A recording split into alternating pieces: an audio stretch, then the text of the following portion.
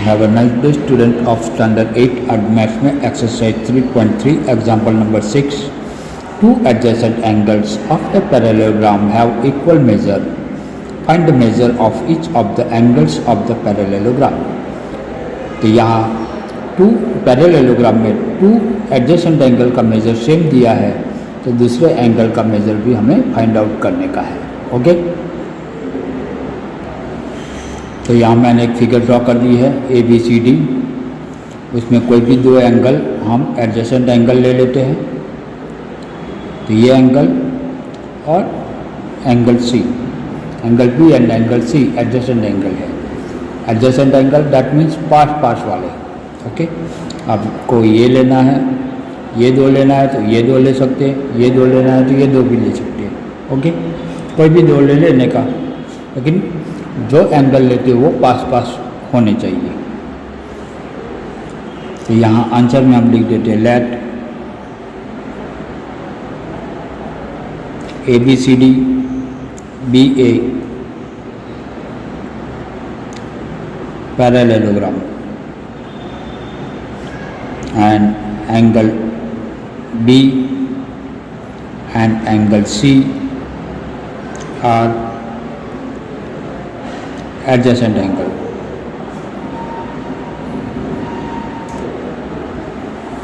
Okay, तो ये दो एडजेसेंट एंगल हो गए। तो हम जानते हैं एडजेसेंट एंगल में दोनों पास वाले जो एंगल है उसका मेजर का सम करेंगे तो 180 होगा। तो यहाँ हम लिख देते measure angle B plus measure angle C is equal to 180, और यहाँ ब्रैकेट में लिख देंगे adjacent angle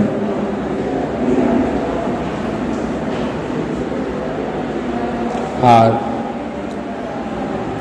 supplementary.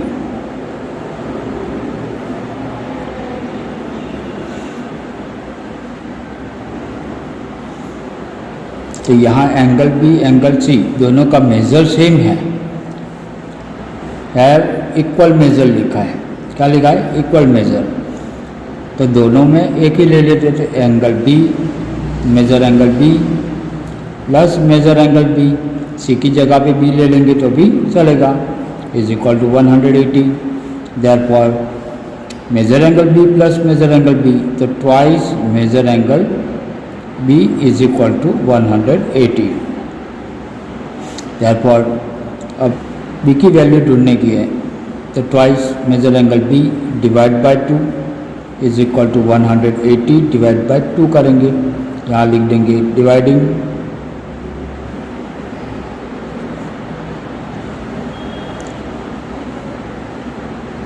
both the sides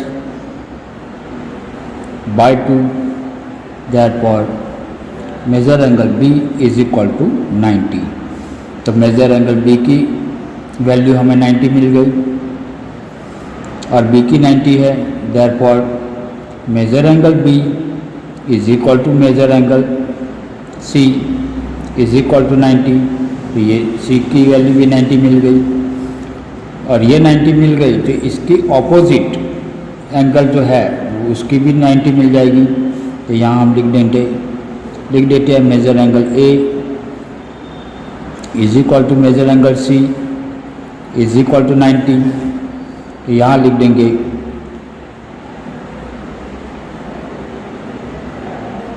opposite angles of a parallelogram, क्योंकि ऑपोजिट एंगल के मेजर भी सेम होते हैं। इसके जैसा ही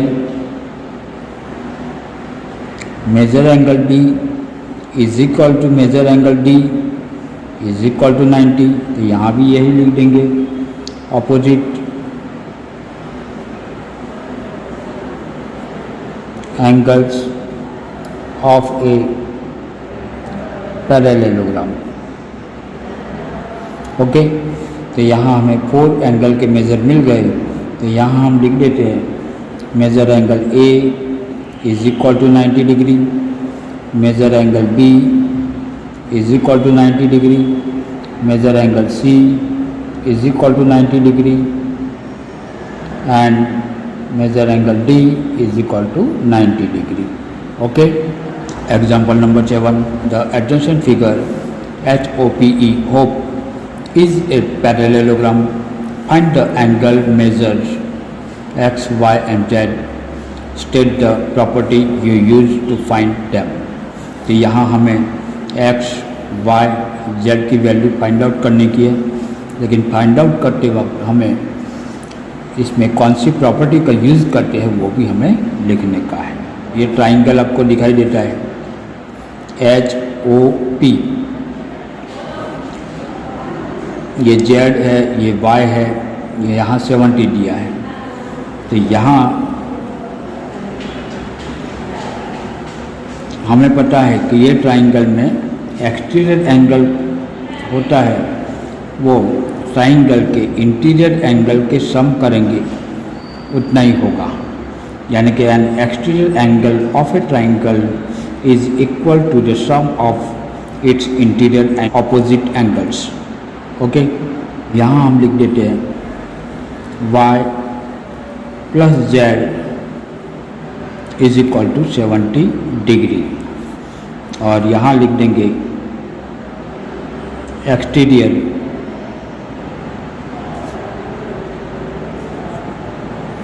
एंगल प्रॉपर्टी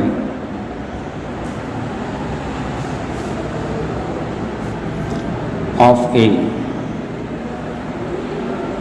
ट्राइंगल. ओके. क्योंकि ट्राइंगल के अंदर हमने देखा था 7th स्टैंडर्ड में चैप्टर नंबर 6 में आई थी ये प्रॉपर्टी, वो आपको मैंने सिखा दी है. तो y plus z is equal to 70 हमें मिल गया. Okay.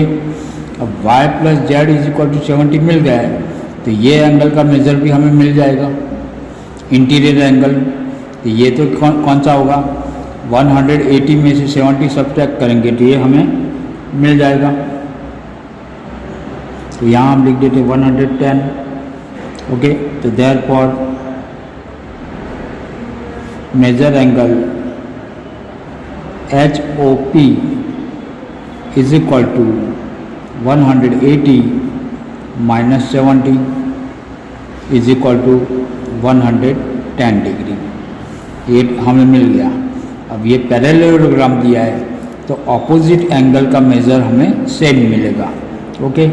Therefore, angle measure angle E is equal to measure angle O. यहाँ लिख देंगे इंटीरियर मेजर एंगल O. ये दोनों का मेजर सेम होगा. यहाँ लिख देंगे opposite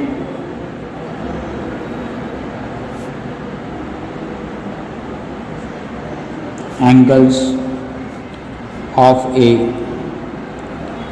parallelogram. Therefore, measure angle E is equal to X is equal to 110 degree. तो मेजर एंगल E में क्या दिया है, X दिया है. तो X की वैल्यू क्या हो गई 110. तो X की वैल्यू हमें मिल गई. अब यहाँ देखते हैं तो ये EH एंड PO दो इक्वल साइड है, पैरेलल साइड है. EH एंड PO दो पैरेलल साइड है और ये PH इसका ट्रांसवर्सल है. तो वो हम लिख देते हैं. Therefore EH parallel line segment PO and PH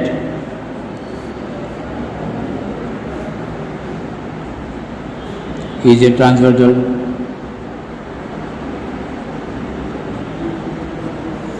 और ये ट्रांसवर्सल हो गई तो ये 40 है तो y की वैल्यू 40 हमें मिल जाएगी क्योंकि ये z बनता है. Okay. Therefore y is equal to 40 degree. यहाँ लिख देंगे alternate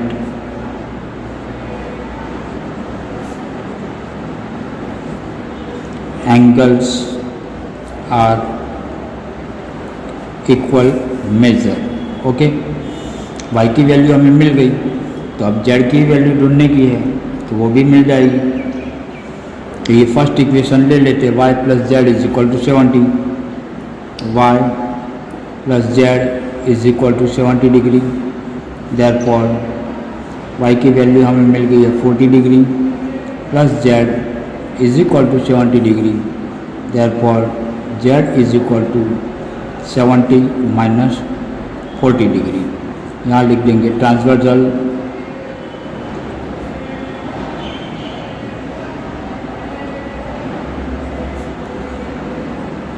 forty degree to right hand side. Therefore z is equal to 30 degree. z की वैल्यू हमें 30 डिग्री मिल गई। तो यहाँ हमें सभी मिल गया। यहाँ लिख देते हैं x is equal to 110 degree, y is equal to 40 degree and z is equal to 30 degree. Okay, समझ में आ गया आपको? Very good. Example number 8, the following figure guns and runs are parallelogram, find x and y, bracket में दिया है length are in centimetre. तो ये हमें पैरेललोग्राम दे दिया है, तो यहाँ हम लिख देते हैं पैरेललोग्राम GUNS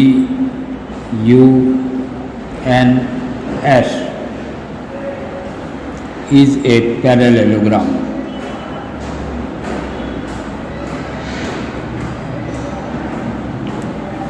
और ये पैरेललोग्राम है तो अपोजिट साइड का मेजर सेम होता है।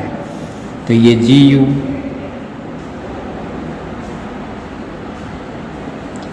Is equal to SU and SG is equal to NU। यहाँ लिख देंगे opposite sides of a parallelogram। आपको पता ही है पैरेललोग्राम में अपोजिट साइड का मेजर सेम होता है। तो GU इज इक्वल टू क्या दिया है? GU is equal to 3y minus 1 is equal to SN आएगा। GU is equal to SN। तो SN का क्या दिया है? 26। Okay, therefore 3y is equal to 26 minus 1, यहाँ लिख देंगे transposing -1 to right hand side.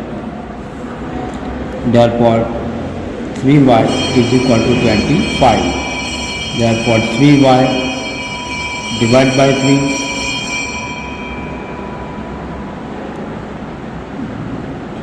और ये इस साइड आएगा तो प्लस होगा तो 27 हो जाएगा। तो 3y इज इक्वल टू 27 और 3y upon 3 is equal to 27 divide by 3। और यहाँ हम लिख देते हैं dividing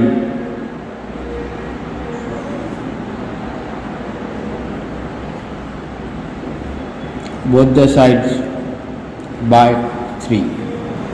therefore y is equal to 9। तो y की वैल्यू हमें 9 मिल गई। ओके, सेकंड में दिया है SG is equal to NU। SG is equal to NU, तो यहाँ हम लिख देते SG की value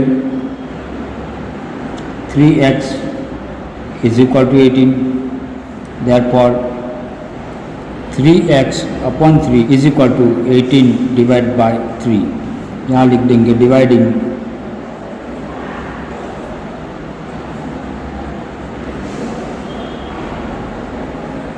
both the sides by 3। Therefore x is equal to 6। तो यहाँ x की वैल्यू हमें 6 मिल गई, तो यहाँ हम लिख देते हैं therefore x is equal to 6 centimetre and y is equal to 9 centimetre. Okay, example number 8 की फर्स्ट फिगर का आंसर आ गया। एग्जाम्पल नंबर 8 का सेकंड नंबर की फिगर है, इसमें भी ये पैरेललोग्राम दिया है, RUNS पैरेललोग्राम दिया है, तो यहाँ लिख देते हैं parallelogram RUNS is a parallelogram. इसके डायगोनल्स एक दूसरे को बाइसेक्ट करते हैं, तो ये दोनों का मेजर सेम होगा, तो यहाँ हम लिख देंगे therefore it's diagonals bisect each other, therefore x plus y is equal to 16। ये हमें इक्वेशन नंबर फर्स्ट मिल गया, और दूसरा इक्वेशन मिलेगा y plus 7 is equal to 20। तो ये दो इक्वेशन हमें मिल गए, तो इसमें से y की वैल्यू हमें मिल जाएगी। तो यहाँ हम ढूंढ लेते हैं y is equal to 20 minus 7, यहाँ लिख देते हैं ट्रांसपोजिंग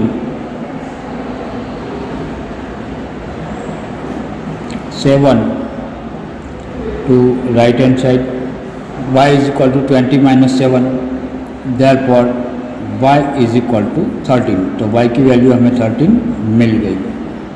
ओके, अब ये y की वैल्यू इक्वेशन नंबर फर्स्ट में रखेंगे।